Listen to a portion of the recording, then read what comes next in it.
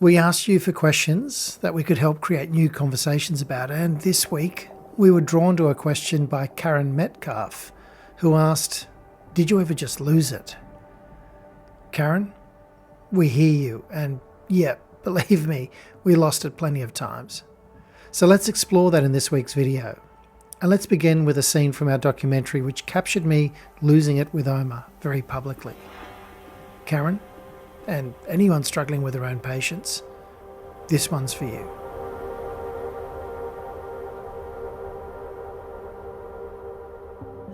What's the problem? The matter is the fridge. What's the matter with the fridge, darling? That there's so much in the fridge, that's not mine. Yeah, this is all yours, darling. In the bottom too, all those carrots. Everything. It's hard to get a break from it because we can't go out.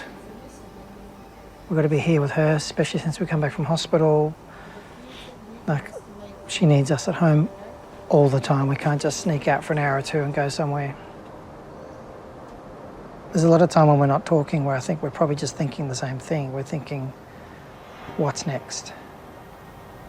How bad's this going to get? I just came in before and told you to leave everything in the fridge because you don't need this right now. This is for Megan to cook for you, not you. Megan cooks all your meat for you and all your lunches for you. And we'd agreed not to put this on yet. But you know what? No, don't switch it off. Listen to me. Yeah. It's 4 o'clock, not 5 o'clock. Oh, yeah. And I told you 5 o'clock only a couple of minutes ago.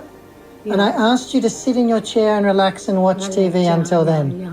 Are you hungry now? No, not yet. Well, then don't put your potatoes on because you're not hungry. Nothing else needs doing until I come in. Yes. It's too early for dinner. No, that's yeah. All right. Now I need you to stay put. Yeah. Please stay put, yeah? Yeah.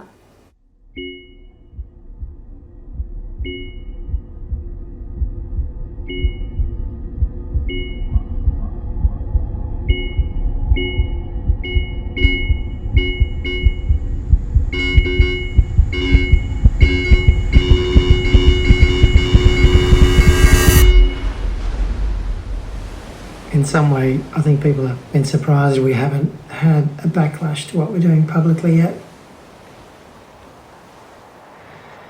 And as much as I don't want to spare energy from Oma into comments that are just wrapped in hate or misunderstanding, I can't help it. I'm like a moth to a flame. I feel like I need to understand it.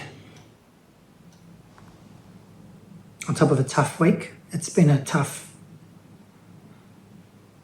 mirror to hold up to myself and say, here's what I'm doing right. Am I doing it kindly? Am I doing it with love? Am I doing it with patience? Everybody's journey is going to be so different. You know, everybody's dementia journey is so individual to them. We spend all of our lives building relationships and connectivity and story to one another. But absolutely nothing in our life can prepare us for letting go of that with someone we love. And letting go of that in tiny pieces every single day, and sometimes large chunks. And that's tough, that's really hard. Nobody can teach you how to do that. That's something we need to all individually experience and all individually learn to deal with.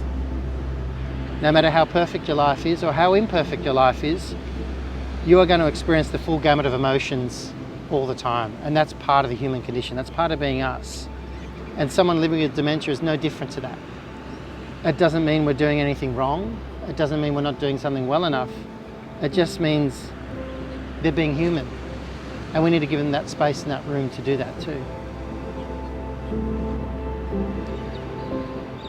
We really need to start thinking of every day as a brand new day. And just take it a day at a time. Do the best that you can do today. And just focus on today. Don't worry about tomorrow. Don't worry about the complexities that your loved one's condition may afflict on you this afternoon or tonight or in the morning tomorrow. Just live for now, live for the moment. The more we can live in the moment with loved ones with dementia, the more we can be in their space and the more we can really help them and be on their level. And I think that's really, really important to try if you can. We've got to remember they're lost. And We can hold their hands and helpfully guide, but we shouldn't drag them. We shouldn't push them. We need to really walk with them. Is probably the best way to describe it.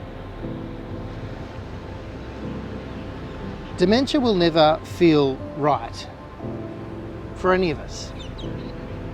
And to balance that too, we don't all have the same time and the same resources and the same access to be with those that we miss and love. I still feel horrendously guilty every day for not doing things well enough or not being with her more. There's always something to feel guilty about. And the truth is that no matter how much I do and how much time I spend with my mum,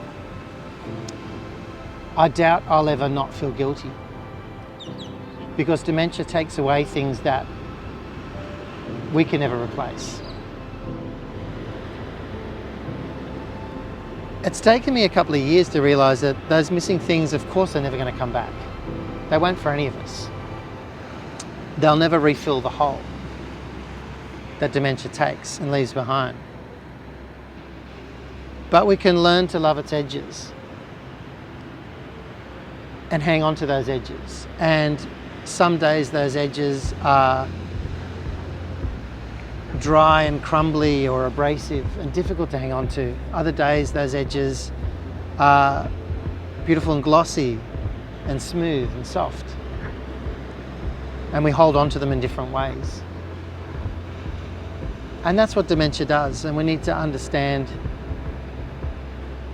that that's just the way the disease progresses, and every day is different, and we've got to stop beating ourselves up, and we need to really try and talk more about it like we are now. This place for me is equal parts beautiful and terrifying. I can't swim. And for me, I can look at that place as a picture of beauty, but I can also see it as an intensely dangerous and terrifying space underneath the surface of that water. Because I know if I walk out into that water and try and swim, that I will fail. But it doesn't stop me sitting here and looking at it and understanding it for what it is. And that's an important truth for me to have, because that ocean is us. It's our understanding, it's our questions, and it's our support for one another. If creating these stories has taught me anything, and all the videos that we've shared with you and that you've gone to share with your communities as well, it's taught me that we are all connected. And this ocean is us.